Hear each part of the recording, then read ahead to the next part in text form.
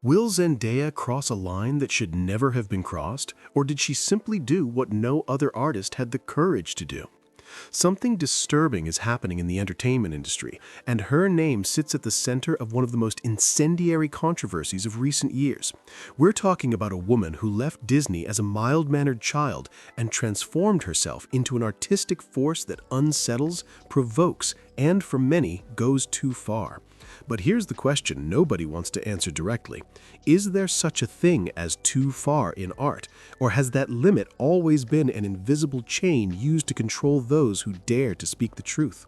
Zendaya didn't ask for permission to portray addiction, sexuality, and trauma in ways that made audiences deeply uncomfortable. And that discomfort, perhaps, is the very proof that the art is working. In Euphoria, she embodied a level of darkness that sparked protests, debates in parliamentary committees, and outrage among parents around the world. In Challengers, the sexual tension was so calculated and explicit in its subtlety that critics were split between genius and scandal. And there are details to this story that the mainstream media chose not to tell, details you'll discover today in this video. Before we continue, if you're not yet subscribed to this channel, do it now. On YouTube, a subscription isn't just a number. It tells the algorithm that this content deserves to be seen by more people. It's literally the most powerful way to support this work without spending a single cent. Hit the like button too, because every like expands the reach of this video in a real and measurable way. If you'd like to support the channel even further, leave a super thanks. Every contribution keeps this space independent and free from censorship. If you can't, no problem at all. Just comment below what has surprised you most so far. And stay until the end, because the final revelation about what Zendaya did behind the scenes will leave you genuinely stunned. Zendaya Marie Stormer Coleman was born on September 1st, 1996 in Oakland, a city known for its raw energy, its history of resistance, and its intense cultural diversity. From the very beginning, her existence was, in itself, a statement. The daughter of a black father, Kazembe Ajanu Coleman, of African descent, and a white mother, Claire Stormer, of German and Scottish ancestry, Zendaya grew up navigating between two racial worlds in an America that, in 1996, still carried deep wounds regarding racial mixing. Even her name carries symbolic weight. Zendaya means to give thanks in Shona, a language spoken in Zimbabwe, a deliberate choice by her father, who wanted to anchor his daughter in her African roots. The family environment was culturally rich, but far from glamorous. Kazembe was a teacher at a primary school in Oakland, and Claire worked as a manager at an educational institution. They were not wealthy. They had no connections in Hollywood. What they did have was a deep belief in the value of education and art. Claire, in addition to her administrative work, had a passion for theater, and it was she who first took Zendaya to the stage at the age of 6 to watch a Shakespearean play. That was not just a cultural outing. It was the moment something lit up inside a child that would never fade. Zendaya is the youngest of 6 children, 3 older sisters and 2 older brothers on her father's side, in addition to a half-sister named Kaylee. Growing up as the youngest in a large family meant learning to stand out, to have a voice, to take up space. From an early age, she danced, sang, imitated, performed, not because of parental pressure, but because she simply could not stay still. At 6, she was already taking dance classes. At 8, she joined the theater program at the California Shakespeare Theater, where her mother worked behind the scenes as a volunteer. By the age of 10, she had already appeared in advertisements for brands like Macy's, Old Navy, and Mervyn's as a child model, not because her parents pushed her into fame, but because she herself sought out any platform where she could express herself. What distinguished Zendaya from other talented children was not just raw talent, it was awareness. From a very young age, she understood that her image, her voice, and her body carried power. And she learned early on that this power could be used or abused by others if she did not take control of it. That lesson stayed with her throughout her entire career. At just 13 years old, Zendaya went to Los Angeles for an audition that would completely change the trajectory of her life. The Disney Channel was looking for a young girl to star in a new dance series called Shake It Up, released in Brazil as No Ritmo. Among hundreds of candidates, Zendaya was chosen to play Rocky Blue, the intelligent, talented, and determined teenager who dreamed of becoming a professional dancer. The series premiered in 2010 and was an immediate success, reaching millions of viewers around the world.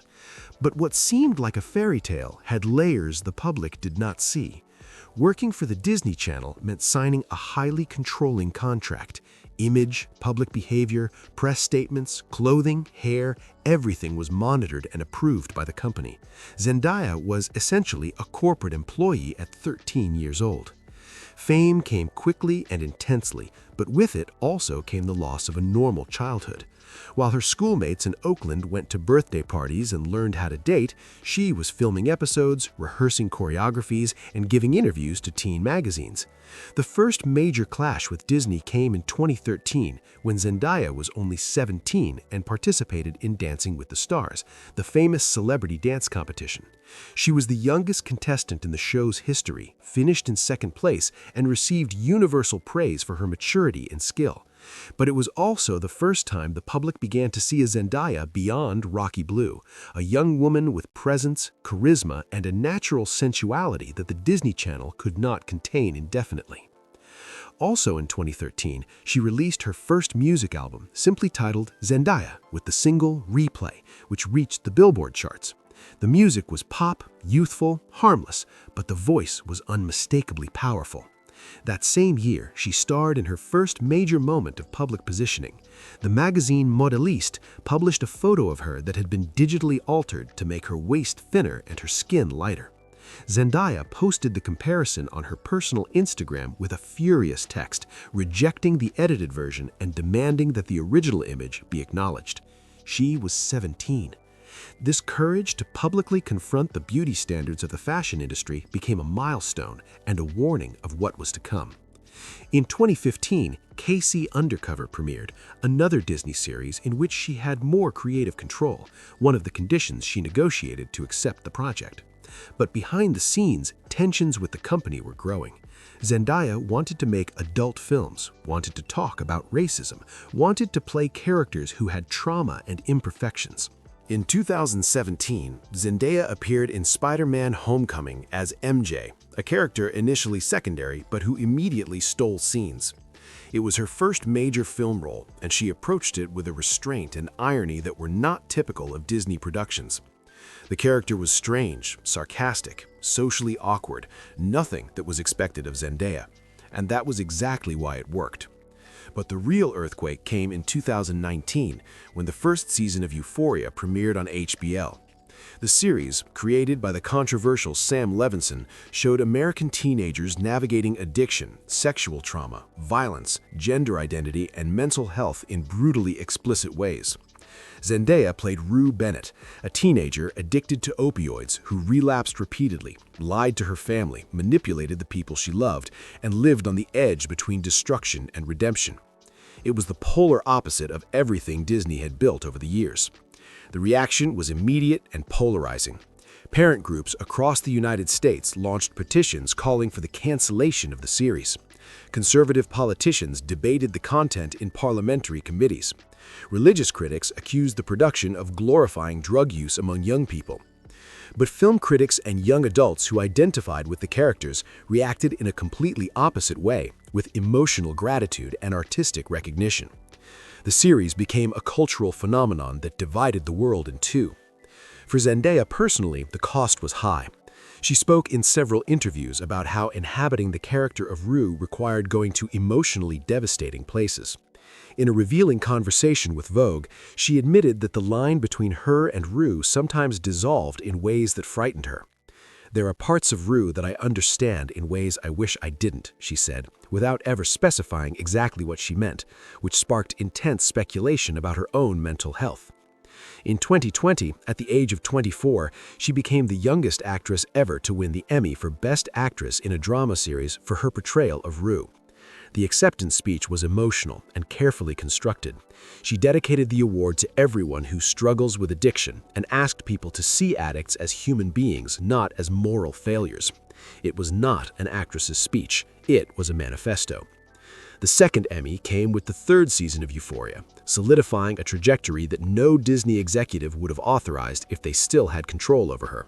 For years, she deliberately cultivated an image of absolute mystery regarding her relationships, a strategy that paradoxically made the public even more obsessed. The first confirmed relationship was with her choreographer and creative collaborator Trevor Jackson, with whom she supposedly dated between 2013 and 2016, although neither of them ever officially confirmed it. The consistent denial led fans to question whether the relationship was real or fabricated to promote their music together, an accusation that was never completely answered. The second chapter was more explosive. In 2019, Zendaya was photographed in intimate situations with Jacob Elordi, the Australian actor who played Nate Jacobs in Euphoria, the violent and psychologically disturbed antagonist of the series. The irony of Rue and Nate dating in real life did not escape anyone, and the press devoured the story. But Zendaya never confirmed it, never denied it. She maintained a silence that drove tabloids crazy for months. When the relationship apparently ended in 2020, it also did so without any public statement. Then came Tom Holland, and this chapter is completely different from all the others.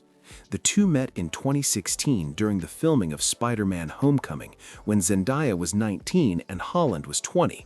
For 5 years, both categorically denied any romantic relationship, even giving interviews side by side where they described each other as best friends, with a rehearsed automatism that, in retrospect, is almost comical.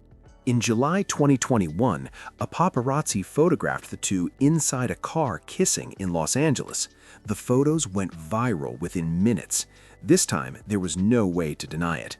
The revelation shocked part of the fans, not because it was unexpected, many had suspected it for years, but because the maintenance of the secret had been so prolonged and so deliberate that it almost felt like manipulation of the public. Zendaya addressed the topic openly for the first time in an interview with Elle in 2023, saying she tried to keep things just for us and introducing the concept of a parasocial relationship to describe what she believed to be an unhealthy boundary between fans and the private lives of celebrities. The actress reinforced the importance of preserving intimacy, stating that we do our best not to hide from the world, but to preserve certain things just for us.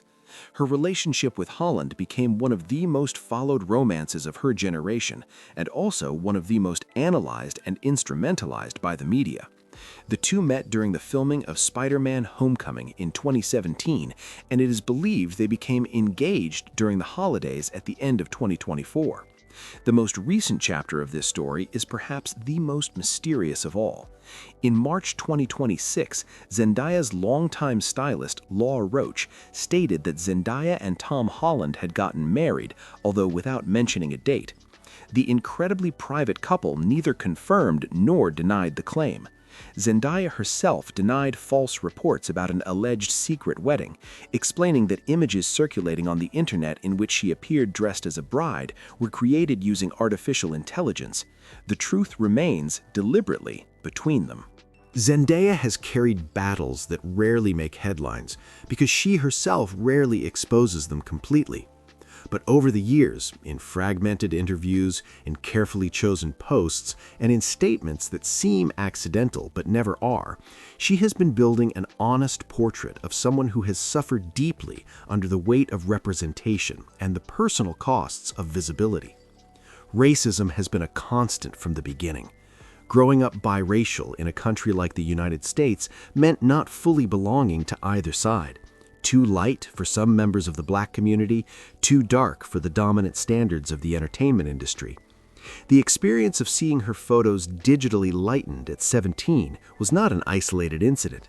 It was the visible synthesis of a systematic and invisible pressure that the industry had been placing on her from the start.